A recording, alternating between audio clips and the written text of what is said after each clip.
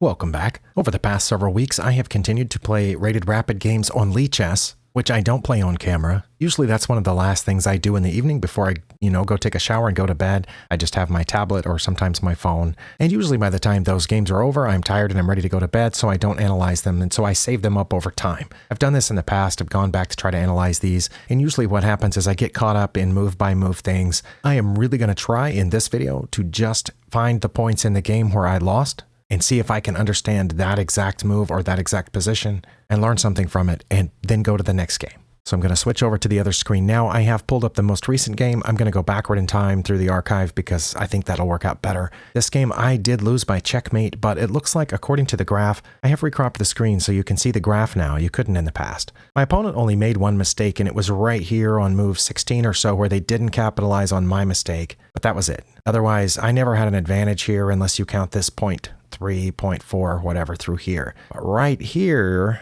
I made a mistake. According to the graph, my opponent didn't quite capitalize on it, and then I blundered here. Actually, it looks like I played an inaccuracy here. Okay, in this position, what I played was b4. I thought what I was trying to do here was open this up. I'd get an open rook through here and, maybe dislodge this pawn. So they would be left with two flank pawns, and then I would be left with two pawns headed toward the center. I don't know. But according to Stockfish, I had a bunch of moves that would have kept us even. f4, rook a to d1. Okay, putting a rook on an open file. h4, well, we know Stockfish recommends h4 a lot. Queen to e3, or knight to h5.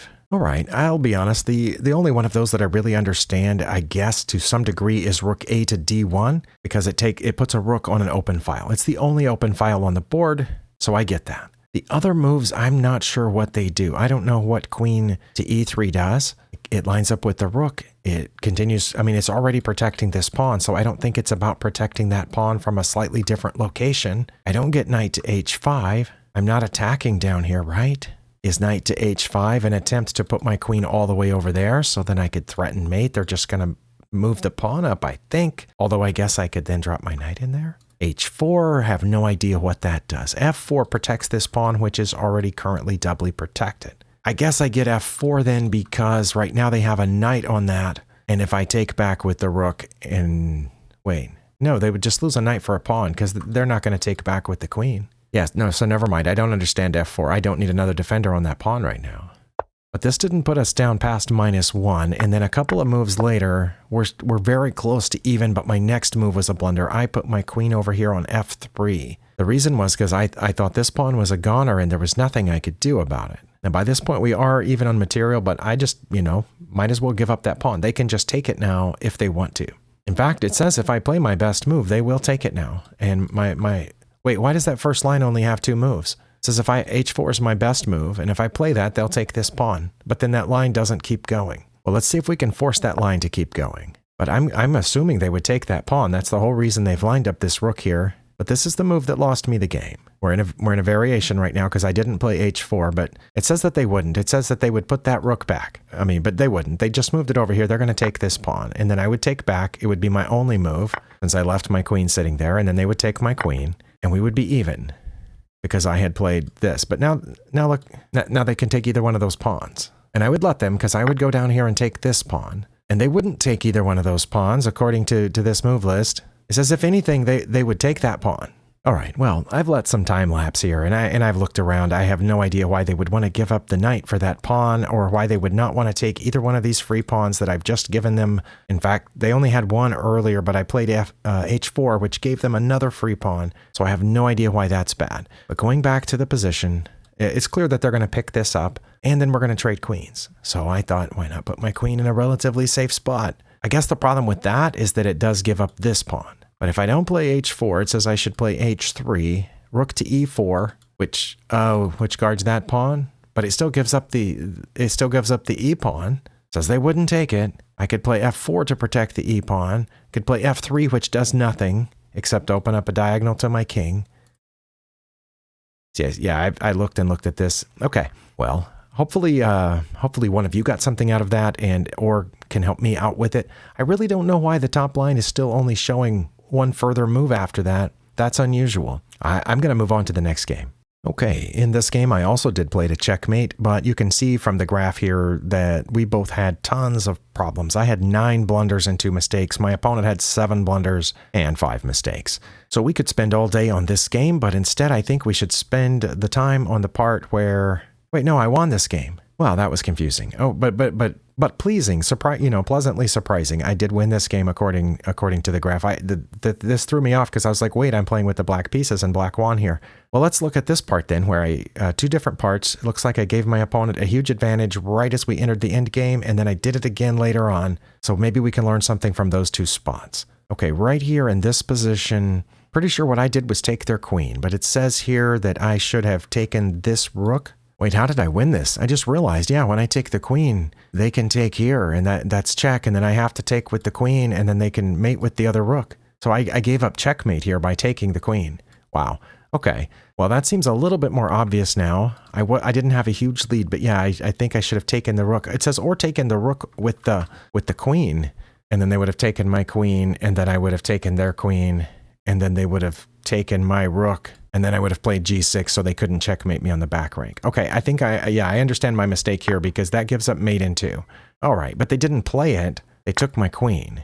So that allowed me to get out of it. And I think, if I remember right on this one, I realized as soon as I played that, oh no, they can take here, and I'll take back with my queen, and then they'll take, and that's mate. But when they did that, I realized I had gotten out of it. So I checked first, and then when they moved out of check, I took this rook, knowing that they would take back, and then I moved to pawn so that I could get out. So I got out of that. I hung mate, but then I made up for it. Okay, so over here, it was even after 58 moves, and I played g4, which gave my opponent a +5. But what I should have done was played king to g4, rook to g1, rook to g2, rook to h3. Nope, rook to h3 is bad. Okay, and king to g2 is almost as bad as what I did play, which was here. Okay, what's the difference? Why is this bad? It's because they can check me here, which they did, and I got out of check. So I don't understand why it's so bad. They played one of their only 2 moves that maintains their advantage, which is pushing this pawn. Is that why it's bad? Because it allows them to push the pawn? I thought the moves that it did suggest for keeping it even also allowed them to push that pawn. So I don't understand the difference. Played one of my 2 moves that doesn't directly lead to a mating sequence, trying to trade off the rook. I thought if they took, I'm going to have this pawn right here. They didn't take. They got behind that pawn, which made us even again and allowed me to push this. And they had a whole bunch of ways to stay even. They played one, which we stayed even. I played my best move, and they had a bunch of moves that would have kept us even, but they pushed their pawn. Well, that allowed me to take here, and then when they got out of check, to take that pawn. So I was pretty sure I would win after that. But back to my blunder here. I don't understand how putting the king there is any better than putting the pawn there. So if I play here, they can still put their rook over. Oh, but then they can't advance their pawn. It does say that that's their best move. It's just not check now. So they play there. I assume now they're going to have to... Wait, how are they going to advance this? Because now they can't push that pawn. It says I need to play rook to g1. And they're going to drop this rook back 1, hoping to push this pawn. Because I can't come in here. I'm going to want to put my rook all the way over there for some reason. Now they can advance this pawn. And I only have 1 move that doesn't lose here, and that's checking. And they're going to stay there to protect both pawns. And then I'm going to keep checking? Is that the answer? Well, then what if they try to go around? I could keep checking and we're even. Are they going to want to go around?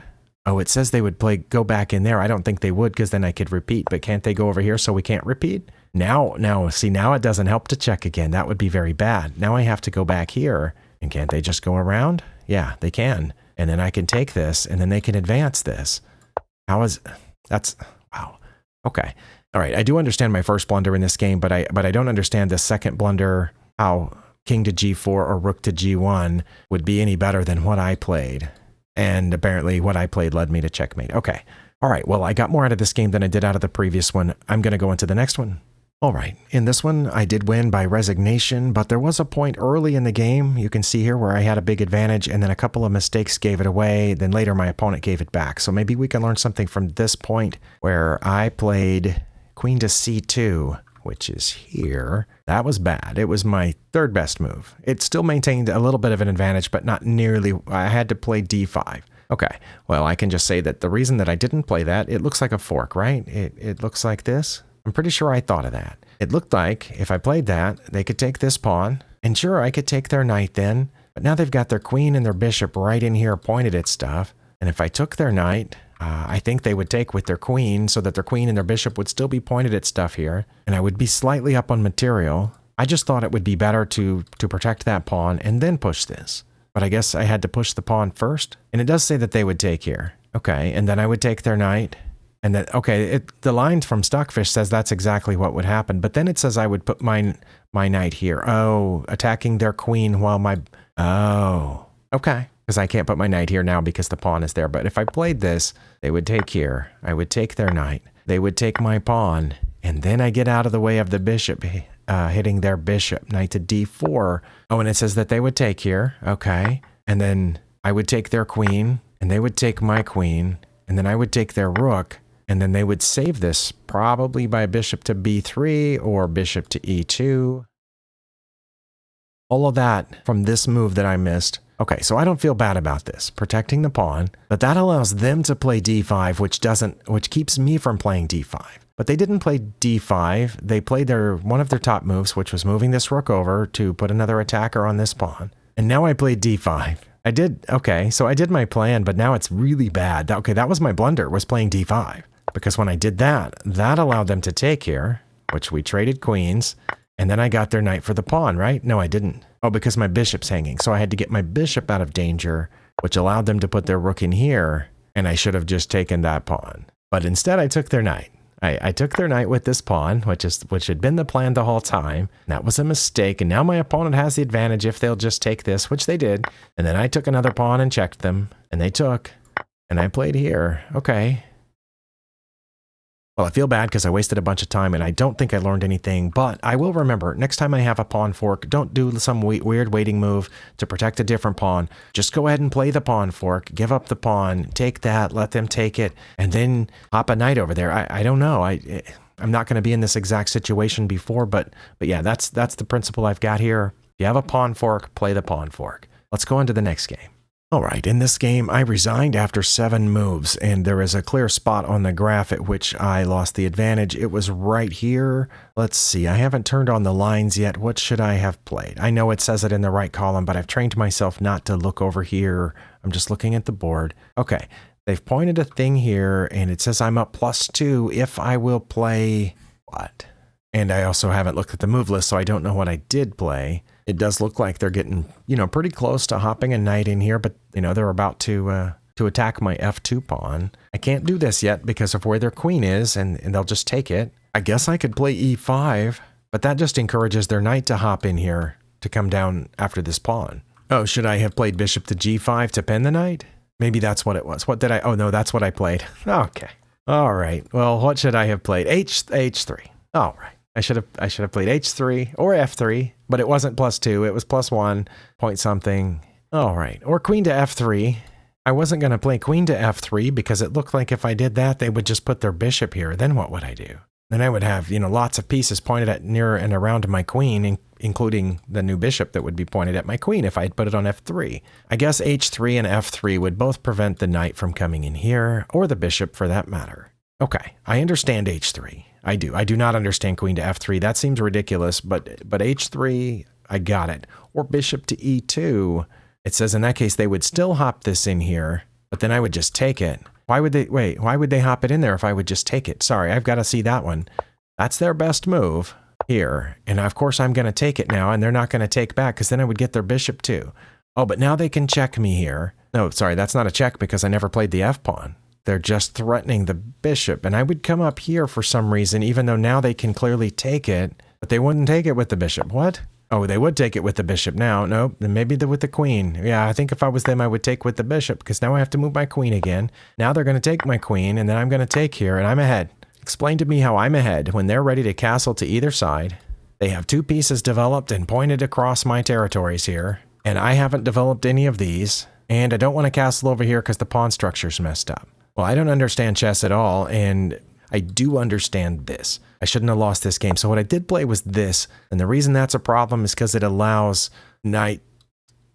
Okay, let's just follow it out. I've been accused of not following out these lines.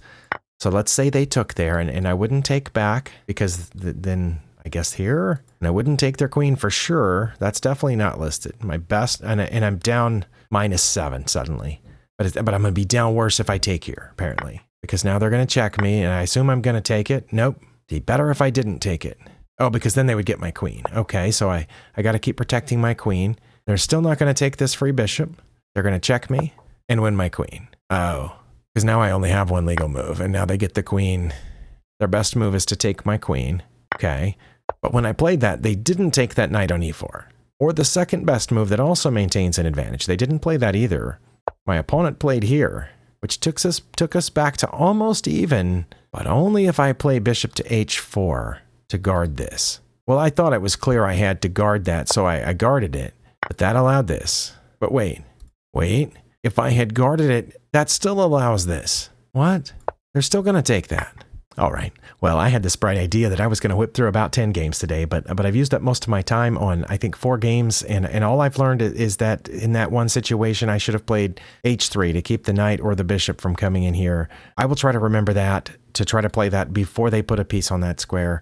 On a few occasions, I have played one of those 2 pawns once a piece is already there, but I rarely play it before the piece is there, and Stockfish very often says to play that before they put the piece on one of those 2 squares. I will try to take that lesson and not be frustrated by the rest of it. Let's go on to the next game. All right, this was a rare case of me being way ahead in the beginning and then giving it away. I think more typically what happens is I get a little bit of a lead in the opening and then give it away immediately in the middle game. But in this one, it looks like in the middle game, my advantage continued to increase as high as 6.7 at one point.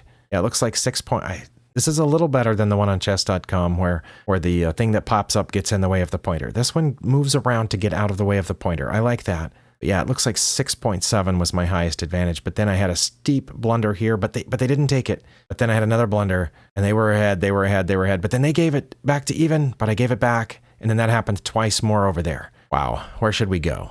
I have no idea. Let's just start at the beginning, shall we? And I wasn't going to do this in any of these games, but let's just kind of see what gave me such a big advantage. My opponent played the Caro-Kann defense, which is what I play as black. They did that, and I did this as I normally do. So why do I have an advantage here? It's almost +1 already. Oh, well, what I should have done was just get this knight out. Well, I didn't. Well, I pushed forward thinking that taking more space was gooder, but my opponent played that move, which wasn't good. And I should have played, not what I played. I should have played bishop to d3, only move that maintains the +1 something advantage. I didn't. I did this to help defend that pawn. They took it, and I took back. All right. So why, we're still over here. I'm not going to try to focus on every move. They took that, I took back. +1, that was their best move. And oh, here I gave them an advantage really early by threatening a queen trade. Oh, and it says that they should have taken it. Well, if they had, I would have taken back, and then they would have got this pawn because my knight's defending 2 things right now. Okay. Well, my opponent didn't think of that. They just put their bishop there, which allowed me to move over one, and I'm ahead. Okay. Well, good for me then. That was their best move, believe it or not, and this was one of my better moves. That was a blunder because of because I can just take it. Oh wow. I would have been up +5 before we even got it, just as we're moving into the middle game because their knight's pinned. My goodness, I should have seen that. Well, I did that instead, which aims at their queen, and they should have brought their bishop back right there. Oh, and it says I would have castled long. I probably wouldn't have. I probably would have taken their bishop, but anyway, they did that, which forced me to mess up my pawn structure. And then they did that, which attacks this bishop and encourages me to take here. So I did that, and they took, and then, oh, castling was my best move. Okay. So we're doing this. Wait, it said I had another blunder there? My goodness. This was just a really bad game then. No wonder I lost. Okay, but right over here, I'm up +6.7. And then here, +5, +7. A little bit higher than the graph said. +8. If I'll play queen to f7. Well, that's down here. What would that do? Threatens this pawn, I guess. Is that it? Am I just threatening that pawn? It says no. It says they would take my knight. Well, I moved my knight because they were threatening it. But I'm not supposed to move my knight unless I play here. But if I played there, knight to b5, they would just take it. So I just saved it. Okay, so that was a mistake that took us down to +3. I don't understand why I shouldn't have saved it and why I should have played this instead. I do not know. And yes, the magic of video editing sometimes chops out long sections where I look at the board and consider various things. So sometimes when I say, oh, I don't understand that, and I move on, you think I didn't give it any consideration. But a lot of times I did.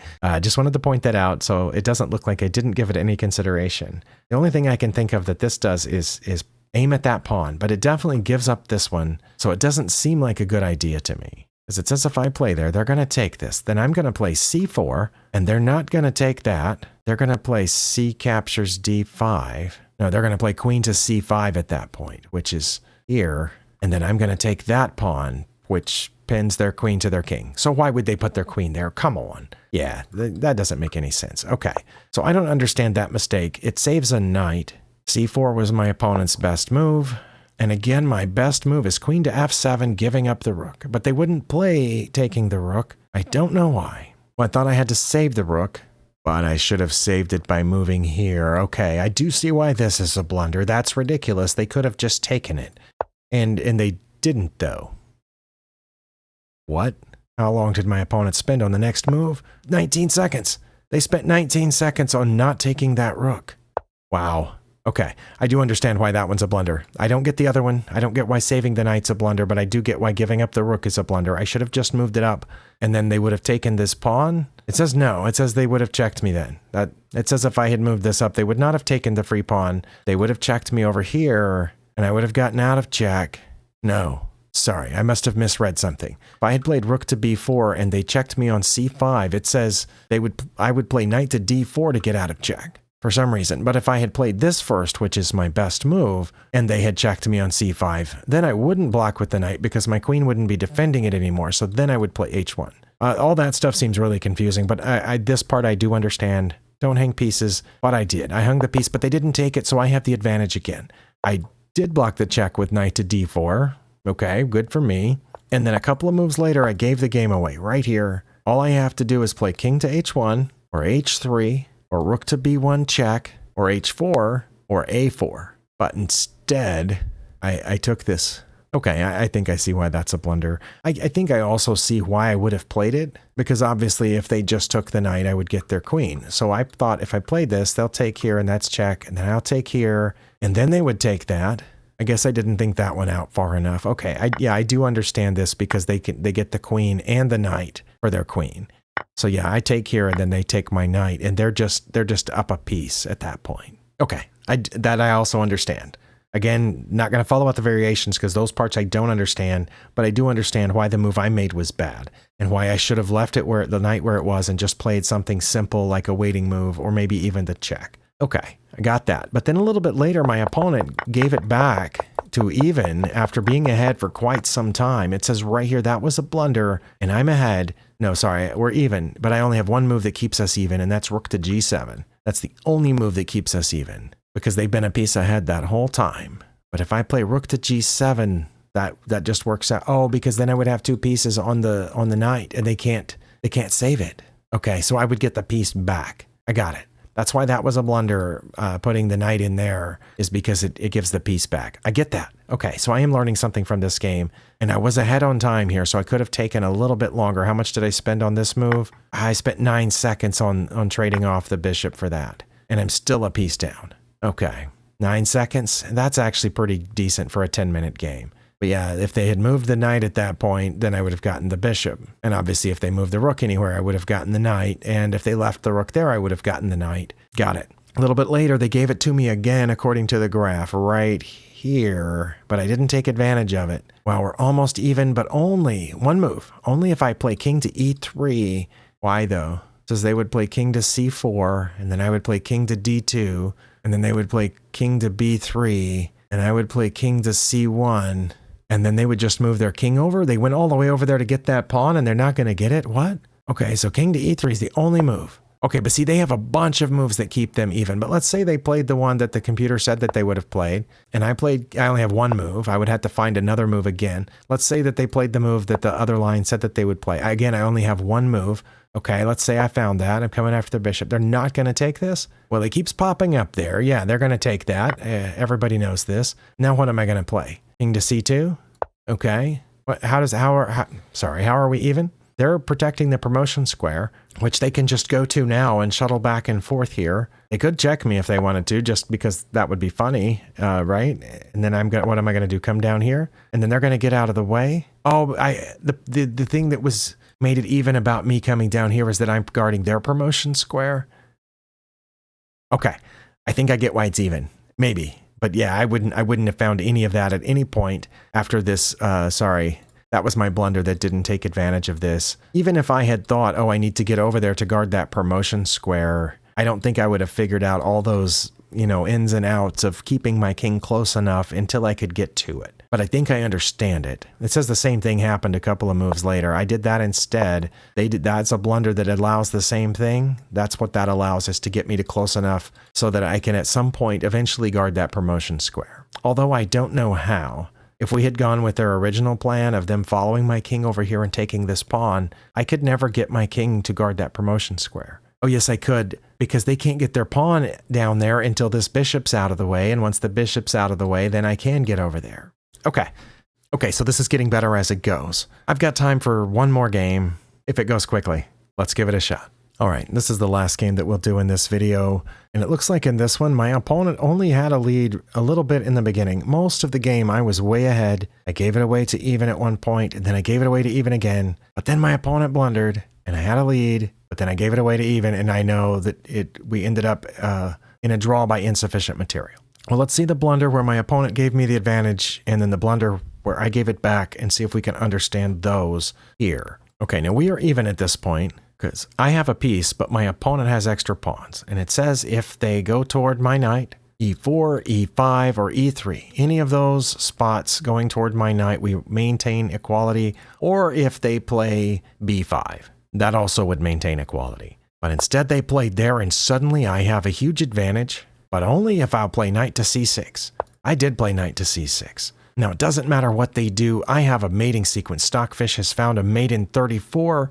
They played this, which wasn't great, because now suddenly I have a mate in 16. But only if I take the pawn. I did take the pawn. Now, it doesn't matter what they do. I have a mating sequence. They played a6, which wasn't one of their best. I need to play b4. I did. King to f3 is one of their top moves that maintains a mate in 12 sequence. The reason is because they had to try to stop this pawn. They can't move this pawn because of where my knight is. All right, well, b3 is the only move for me. I played b3. They played king to e2, which was one of their top 4 or 5 moves. When I was looking at the move list saying, I was thinking, obviously b2 is my next move. They can't catch this pawn, and they can't move theirs. Of course, I should just go boop, boop, and get a queen. But yeah, when I looked over here, that's not what I played. I took this pawn. Why? Why did I take that pawn? Why didn't I move this one? Because they can't catch it, and I would have promoted. It's the only move. But that seems really obvious. Okay, I'm going to look at the clock and see if I spent not enough time on this.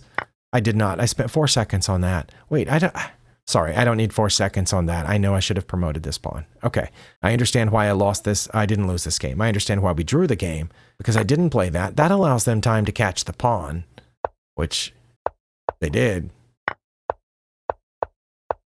And then I came over here and got this pawn, and we drew by insufficient material. Okay, well, I understand that. In this situation, when you just go, wait, they can't catch my pawn, I'm going to get a queen, and they can't get a queen themselves. And if they try to catch this pawn, I'm going to promote, then they can't get any closer, and then I can take this guy. Then I can, I can even, fart around and take this pawn too. Well, the second half of this video went better than the first half. The first half, there were situations I just didn't understand. I looked at those for a lot longer than this video will show. Not only did I pause the recording, but there were places where I forgot to pause the recording, and I just worked with the position and thought about different scenarios. I just don't think I'm advanced enough to understand why some of the moves that I played were blunders, why they were worse than what I should have played. But as this session went on, I ran into more and more scenarios in which the suggested move was obviously better to me. And I say it a lot, but if nothing else, I'm hoping that going through these positions in my head will help to jog something in my mind. They'll settle in there, perhaps jiggle around throughout the day or the night. And so the next time I get into a similar situation, I'll just know. Like the thing with moving h3 before they put a piece on g4. That's happened enough. Stockfish has recommended that often enough that they're threatening to put a knight or a bishop on g4. I should just play h3 first. That I think I should have by now. In this situation, I did already have. I have no idea why I didn't play that during the game. Taking this obviously allows them to get close to the pawn. I must have been tired is the only explanation I can think of, or every now and then when I'm playing those really late night games right before I go to bed, I'm doing this usually on my front porch. Every now and then there's some distraction, like a stray cat might jump out of the bushes and startle me, that kind of thing, or a loud car passes by. But I don't want to make any excuses. I should have known better on this one. And you should too. Even if you haven't reached this level of chess yet, hopefully this will, help explain to you. I had 5 minutes left. My opponent has 21 seconds. You can glance at the clock, say, wait, I have time to think about this. And just think, can I promote? I move forward one. Is there any scenario in which they can catch me before I promote? And even if it takes you a full minute to count out those 2 squares and those 2 squares, it's worth it. Because you will promote and get a queen. And again, they can't move this pawn because I'll take it with the knight. And they can't move this pawn because my king's in the way. So I had this game won, and by some glitch in my brain, I messed up. Well, I'm glad I did get some things out of this session. I feel better. Thank you for watching. Hopefully you're getting better at chess, and I'll see you next time.